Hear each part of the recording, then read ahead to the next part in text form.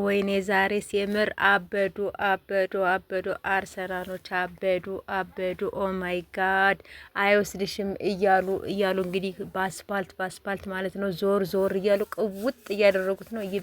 ይመቻችሁ።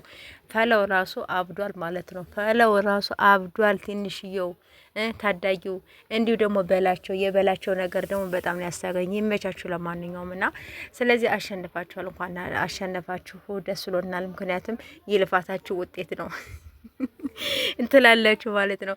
ሰላም ውድ ቤተሰብ እንዴት ናችሁ? ደህና ናችሁ? ያለው እግዚአብሔር ይመስገን። ይቅርታ በያላችሁበት ሰላማችሁ ብዝት ይበልልኝ የኔ ወዶች የኔ ምርጦች ማለት ነው። እንድታበረታቱኝ እፈልጋለሁኝ። ያው ጥሩ ሙድም ስላልነበርኩ ነው የኔ ወዶች የጠፋሁበት ምክንያትም ለዛ ነው። እና የኔ ወዶች እንድታበረታቱኝ እፈልጋለሁኝ።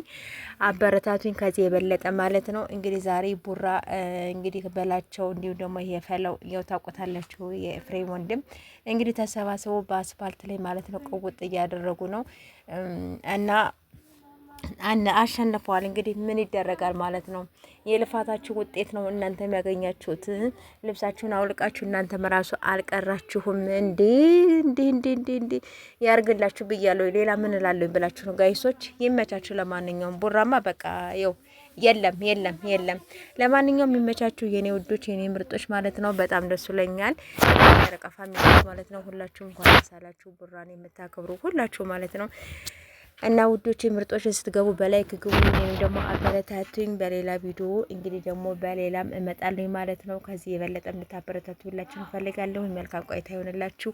ሁላችሁም ወደ ልጅ አድርጋችኋለሁ። እናንተ እንደምትወዱኝ ማለት ነው። እኔም እንደዛው